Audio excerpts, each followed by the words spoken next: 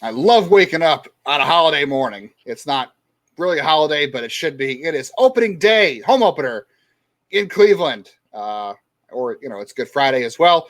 You can go to the ballpark and have a hot dog, or if you're still doing the Lent thing, they have the Wild Thing hot dog. But we're getting ready for opening day, the home opener for the Cleveland Guardians. It should be a holiday.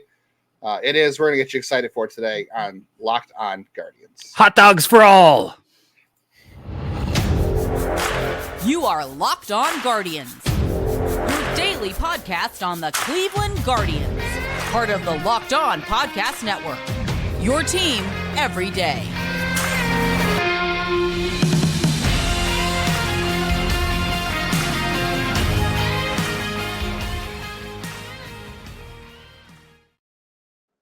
Hello, everyone, and welcome to Locked On Guardians. Today's episode is brought to you by Justin and Jeff.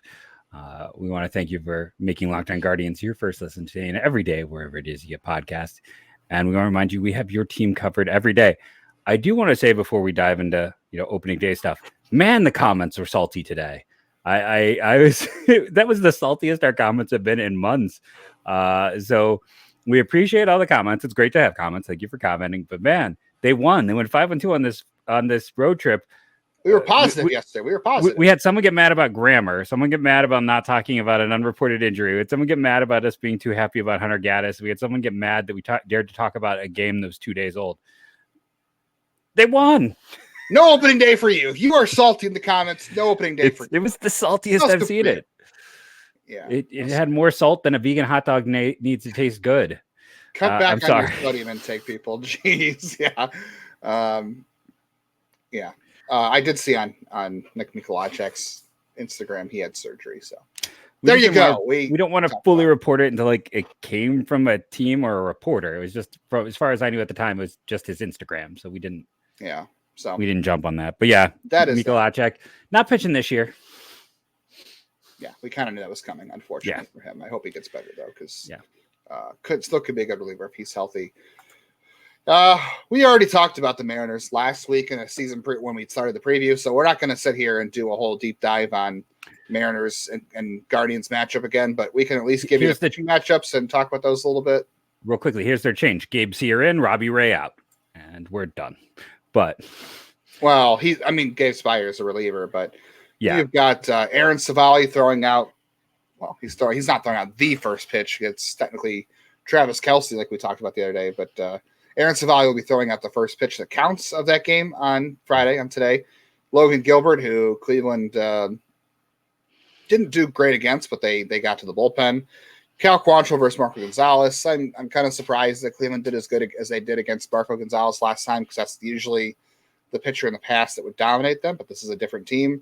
I hope Cal Quantrill has a better outing at home. Fun fact, not that we don't care how pitcher wins here, but Cal Quantrill has never lost. He's never been given the loss as a Guardian at Progressive Field. He has never had a loss to his name. The team might have lost the game he started at home, but he himself has never taken a loss on his line as a Guardian pitching at home. So that's good, right?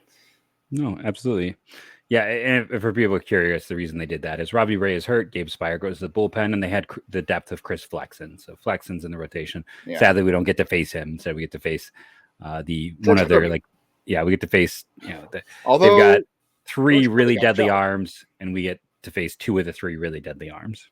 Yeah, thank goodness not seeing Luis Castillo again, but George Kirby did not have a good first start either, so we'll see. And obviously, Zach Plesac takes the mound on Sunday in the finale of that home opener series. I don't know. This will be a bittersweet home opener for me, but man, I've had some good ones. I predicted the Jim Thome walk-off homer in 1998 against Troy Percival. I was 98, so I was 11, 10. I don't know math.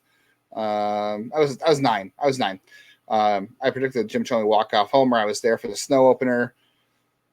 I'm trying to think what other ones I was there. I was there both times in 2016 when they postponed the first game that everybody was already in line for, and they came back the next day to play the Red Sox.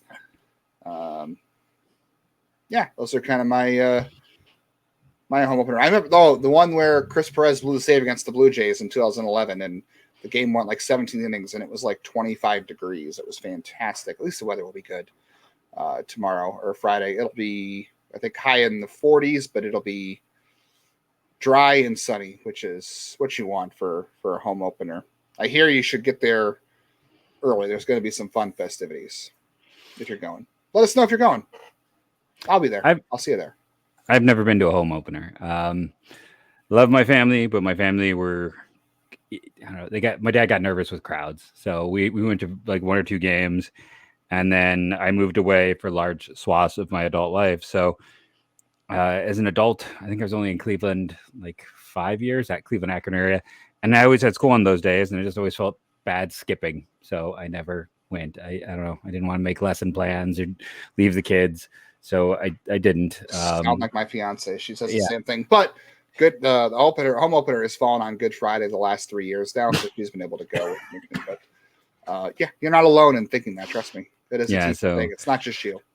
You know, maybe one of these years they'll play up in Milwaukee, and I'll just be an old crusty man and won't care about such things anymore, and I'll go check out the home opener. But yeah, we talked about it. My big memories were like the snow out, and then, like I said, I remember like going down to watch CC Sabathia pitch, but that might have been a season opener, not a home opener. I think that's what we decided when we went back and looked at the news. Yeah. All right. Yeah. So like Travis Kelce's throwing the first pitch out to his mom. That'll be fun. There's going to be a moment of silence for John Adams and Gaylord Perry before the game.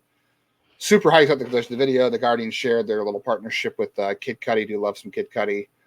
So that's going to be a lot of fun for the home opener. Like I said, weather's going to be good. Should be a good pitching matchup. Savali was good last time out against the Mariners. We'll see how they adjust against him. Logan Gilbert, Cleveland didn't really hit well, but they were able to kind of hang on and do enough to get the win. So that's good as well. Anything else in particular on your mind about the Mariners before we kind of skip that? I don't think we need to go into a deep dive on the Mariners.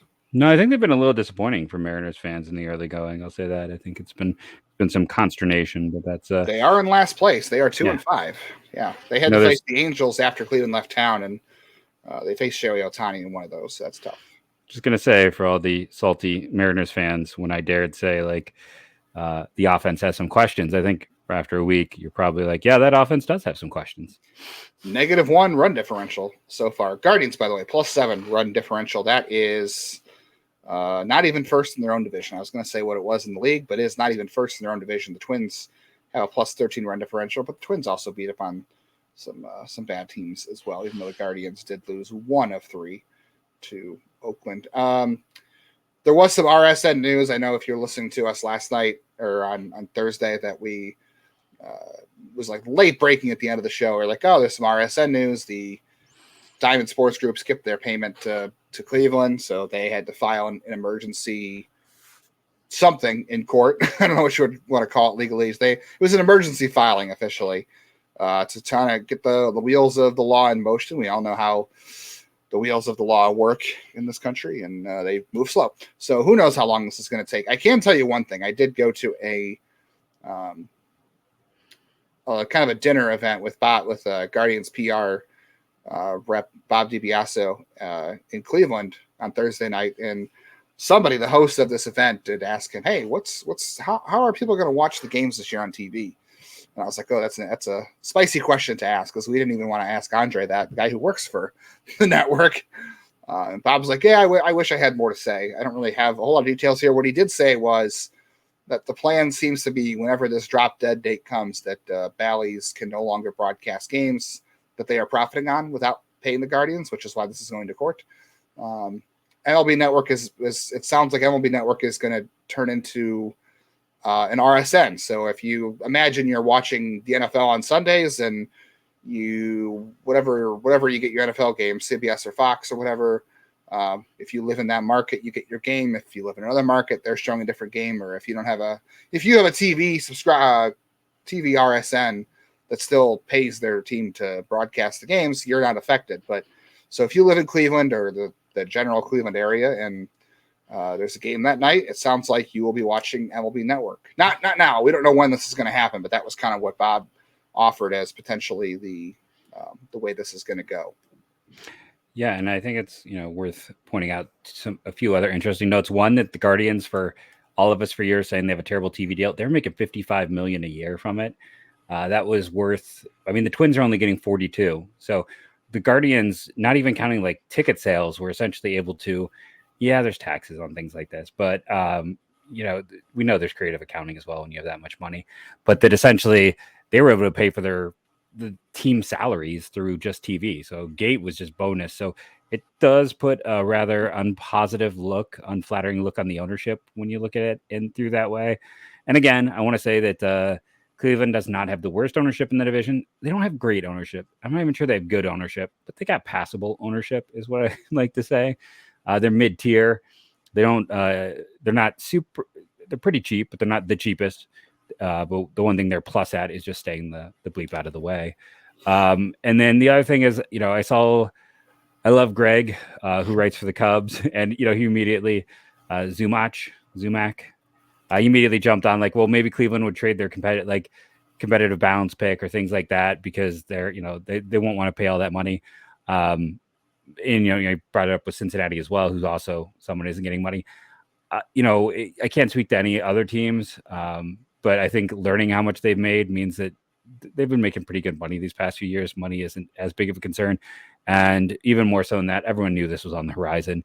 It's been telegraphed for months that Cleveland was not going to get their money. If money was that tight, they wouldn't have signed those extensions with multi-million-dollar signing bonuses involved. They did that, so this isn't going to affect anything else. I think they're confident they will. If they don't get the full 55, they're going to get near enough. Maybe they get 40 instead this year, but that eventually it's going to lead to more control. And I think, don't freak out. Yeah, no one freak out. I would say their TV deal is better than we thought it was. By comparison, there are a lot of better deals than the Guardians are getting. So the problem is they just kind of missed the cash boat on that because these deals are kind of going away now. They're going to be less in the future. And, like the Tampa Bay Rays, I think we're getting more. So while the Guardians, I'm not sure if they were at the end. I'm not, if they're getting 55 million.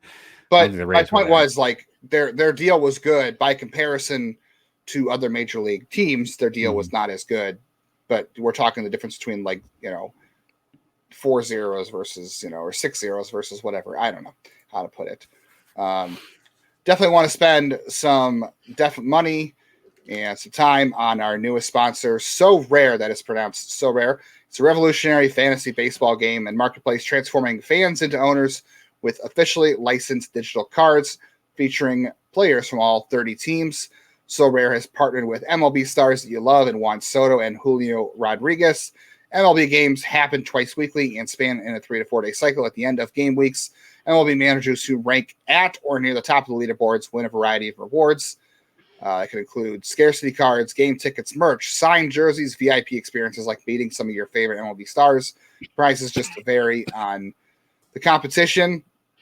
Go talk to my buddy Alex Hooper at Lex Hooper on Twitter. He guarantees that you are going to win these prizes if you take his advice on setting your lineup. You can tell him I said that when you ask him for advice too.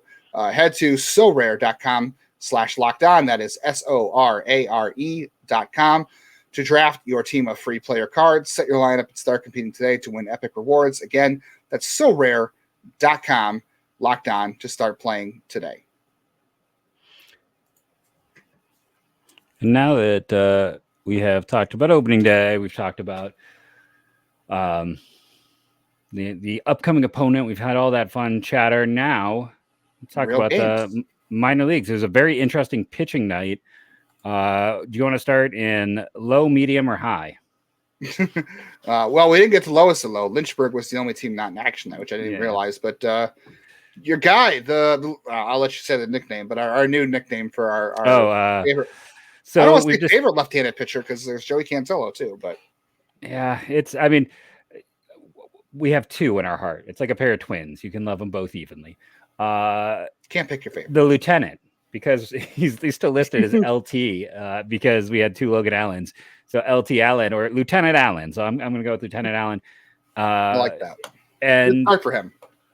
And here's the funny thing with this matchup. I was like, I delayed the start of the show by a good 5 minutes by being like, holy crud. how old is this? Like the Charlotte team is at least 5 years older than the Cleveland Guardians. Like this team is old. It's bad. There is one player in their starting lineup who's under 25. It is Eric Gonzalez is starting for them at age 31. Yes, that Eric Gonzalez. This is the White Sox team, by the way, AAA team. Billy Hamilton starting in center field for them. Yes. Also a former Cleveland player. Yes. Yolmar Sanchez, who was the Chicago's their second baseman for a few years. Lenny Sosa is the only guy. Oh, I believe that's Yolbert Sanchez, by the way. Yolbert. Yeah, you're right. I think I got that wrong. But because then it's different. Yolbert Sanchez is different from Yolmer. So, but Yolbert's a better prospect. But yeah, yes, point stands. He's older. He's older. He might be under 25 though. I might have gotten that wrong. No, he's 26. Yolbert's 26. So, if you're using OOTP rules, he's no longer a prospect after the age of 25. So they had one guy, Victor Reyes. I mean, why am I making a big deal? Jake Marsnick, who has been around the majors for a while, is a backup. I make this big deal because that's a good sign. Logan Allen is getting out guys who are borderline major leaguers. This isn't just like a young team where he's facing, these guys Billy Hamilton. Yeah, Billy Hamilton wasn't bad in the majors last year. A lot of these guys, Victor Reyes spent most of last year in the majors. Adam Hazley is a former top 100 prospect who the White Sox traded capital to go out and get. Eric Gonzalez had a few years in majors. Yeah. So this is a advanced team in terms of age and maybe not in terms of their future. And he pitched really well. 4 2/3 innings, 1 hit, 1 walk, 5 strikeouts, 1 wild pitch. And I was going to see what is his pitch to strikes, 74 to 46. So, he's a little control wasn't quite as strong. Maybe work some counts, but I think it's a really positive performance.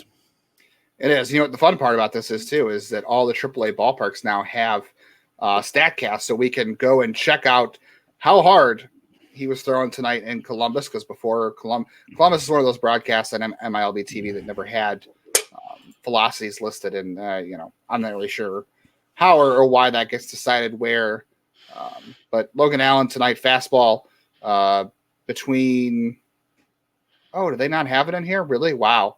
Oh, they did. Pitch velocity. Yeah, he was throwing 91 to 94. He averaged 92. So that's good. He's averaging 92. I think that's looks like he hit 94.1 was his highest, which is, about where he was before. We had heard there was a velo bump in spring training, but 91 to 94 is generally what so if has been in the past. Wow. If eight swinging strikes tonight, or 6 swinging strikes on the slider out of 18, and 3 out of 12 on the fastball. He threw. This can't be right. Savant says he threw 1 changeup. I bet you he threw 1-1. That's weird. So do you just, for fans who are curious to go check out the data, did you just go to Logan Allen himself, or? So you go to Baseball Savant on MLB.com. You look in the game feed on there, and then there's a little drop down on the left that shows MLB and the date. And then where you click MLB, and the drop down goes by league, and you can click on AA, AAA, whatever. Some ballparks lower than AAA have it in their ballpark. Cleveland's, I can tell you, does not, because they don't like to. I think AAA, I think they mandated it this year. So, but yeah, good stuff there. So game ball for Lieutenant Allen, or the Logan Allen, as I have to call him, because he is now the Logan Allen, the younger. That was my other name for him. I know, but the Tampa Bay Rays cut outfielder Logan Allen. I said, I think Cleveland's got to make the trifecta. John Kenzie Noel in that game. Finally got a hit. 2 hits of the year. 2. He got 2. And they came off the bench, too, which is great. One was a walk-off single. He was close to a negative 100 runs created plus. It's been a rough start for him, so it's nice to see that change. His walk-off single, though, was a solid 69 miles an hour. So really scorched that one right there. But his other single was 106 off the bat. When we come back in just a moment, we will talk about Akron and Lake County before we get to some draft stuff to wrap up today. Yep. But first, let's talk about our fantastic friends over at Fantastic FanDuel.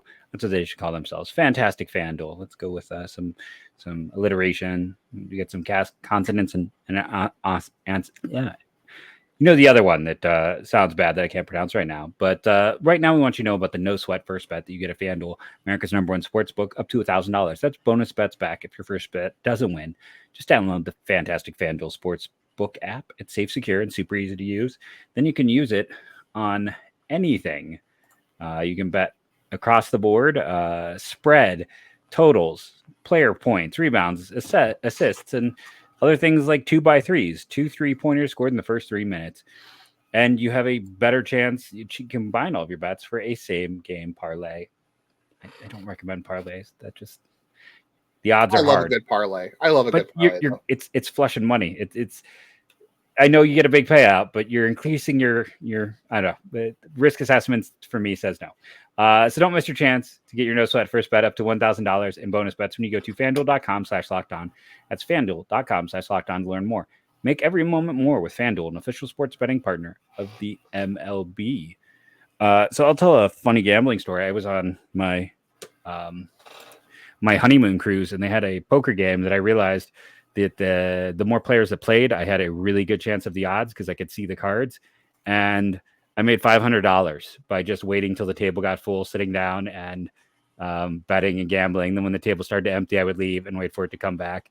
And I don't even know what the game was. I've never seen it at any other casino, but it was fantastic. And that's the type of gambler I am, where I'm like, okay, this is where I can win at a high rate. So sounds like blackjack.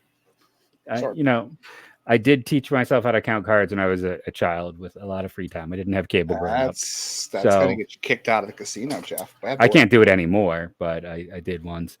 So let's talk Tommy Mace. The reports were positive. It was a solid statistical appearance in that one. But Tommy Mace, what was it? His college teammate pitched at the end of the game, and the Florida guys combined to give up all 3 runs in this one. But Franco Alaman, by the way, is who he's talking about. Yeah, not great for Franco Alaman. But I did hear, I wasn't at the game tonight because I was at a speaking event, but I did hear that Tommy Mace was pretty good.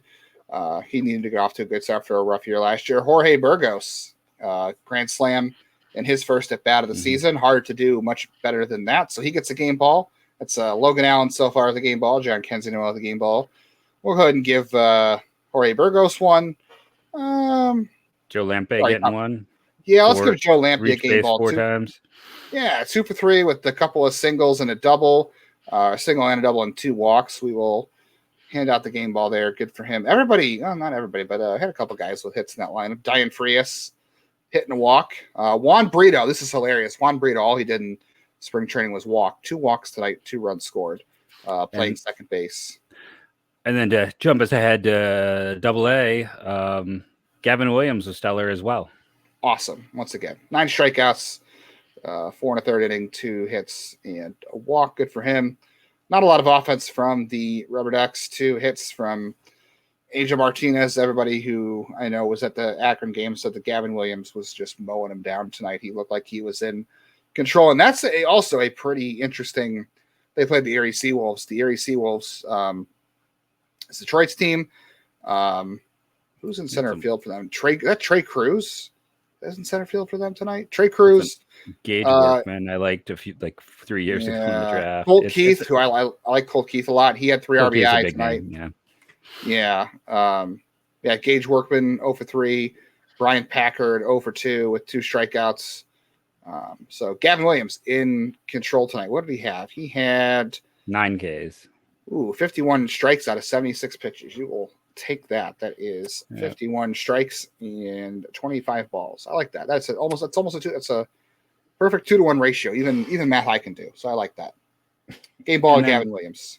I also wanted to comment that MLB released a list of the most talented minor league rosters. Columbus Clippers came in at 6th in all of baseball. I'm going to rush through that so I can talk college baseball.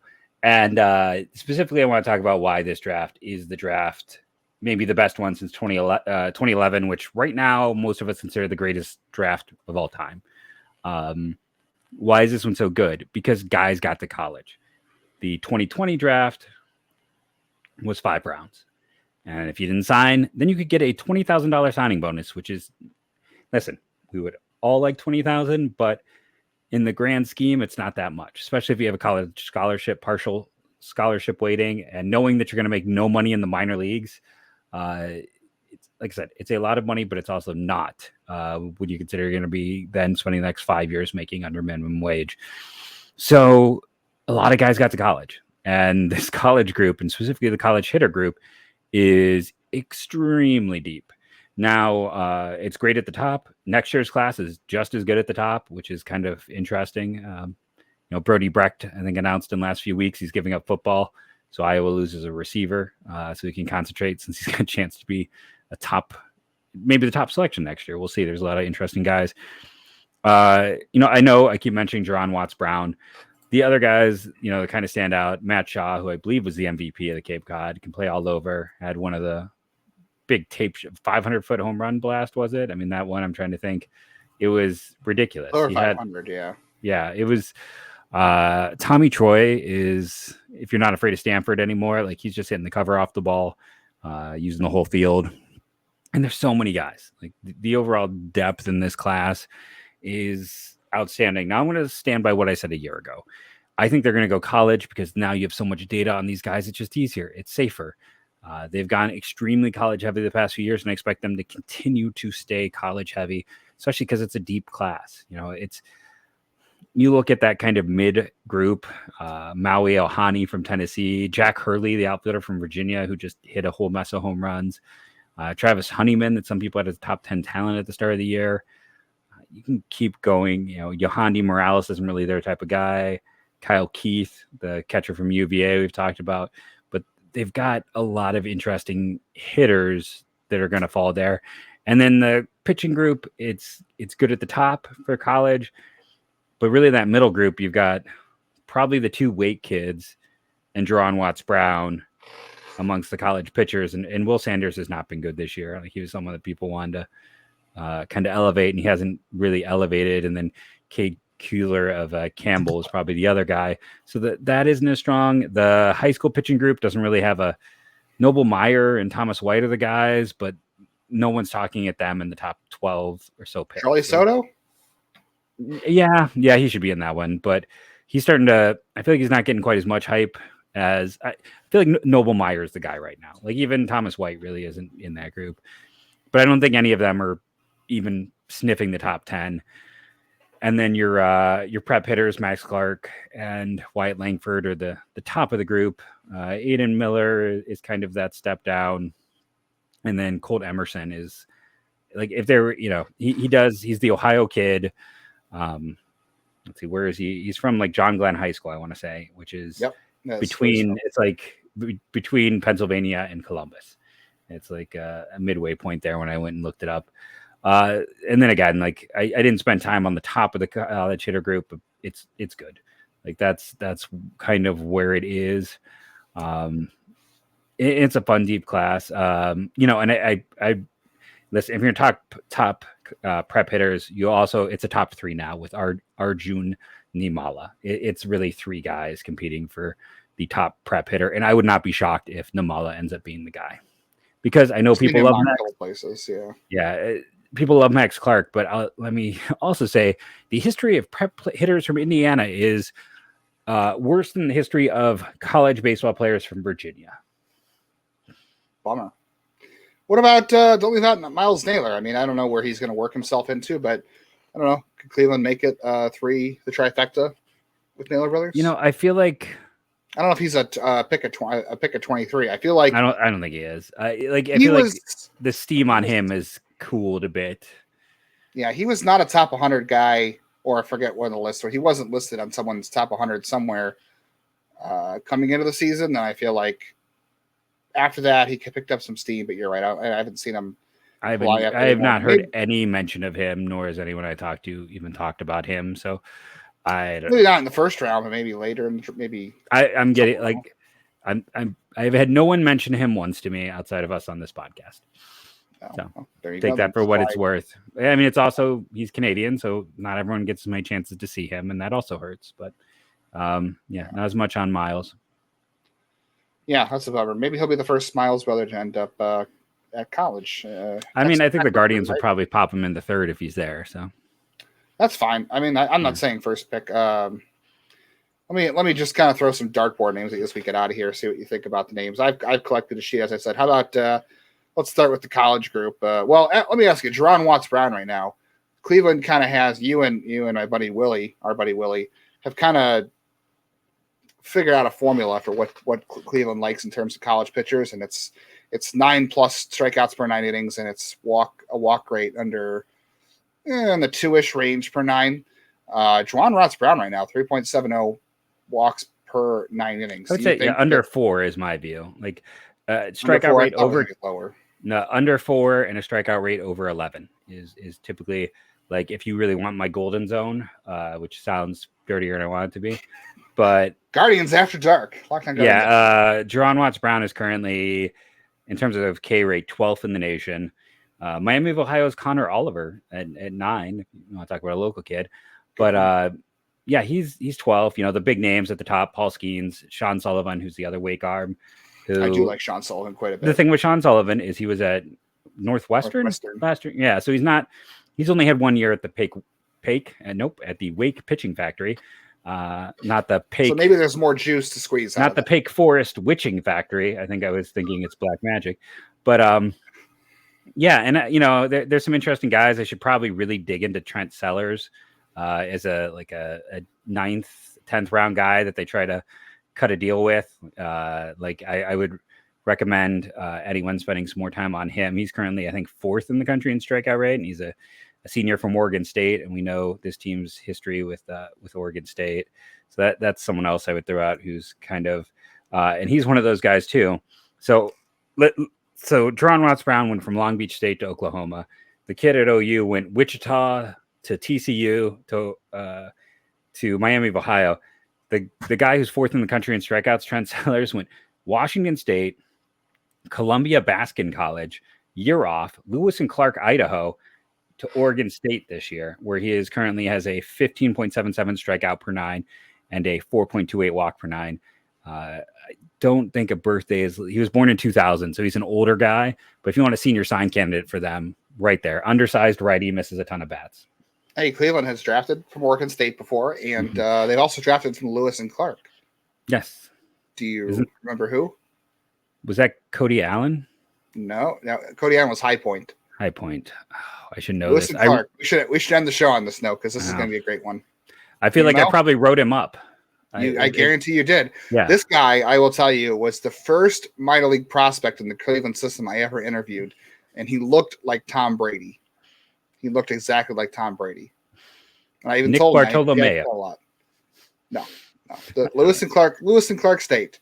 He's got a father who coached in Cleveland. Don't look it up. Don't cheat. Come on. I'm Lewis and Clark College. I'm seeing it's okay. It's located in Portland, Oregon. I was like, where is this even located?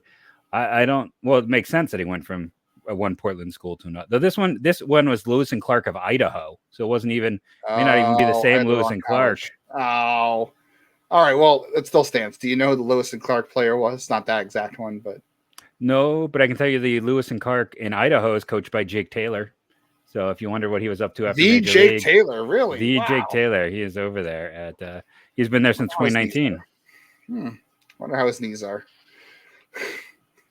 Not very good, I hear.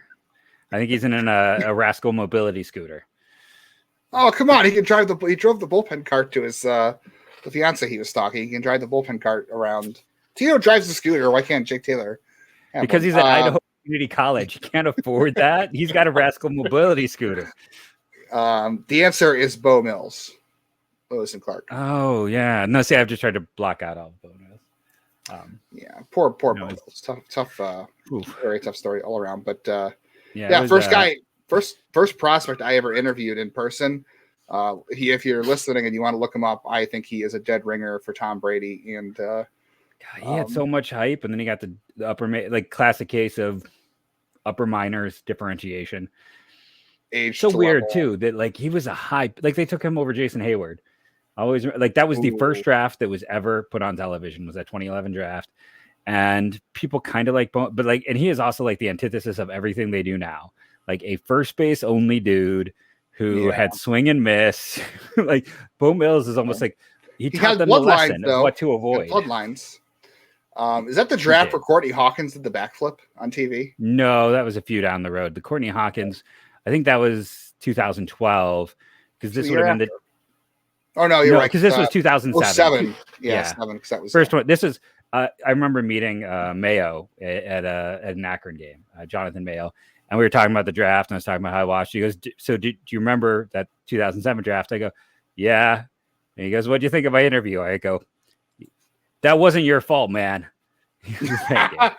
For if you missed it, because it was on ESPN. They've never done the Major League Baseball draft. It felt like it was. I mean, if you can find video, it was really underproduced. It's not great. He goes to interview Philip Almonte, does not realize that Philip Almonte only speaks French, and no one had set this up. So he has to go into it, and it's whole draft is high comedy, like everything they're doing.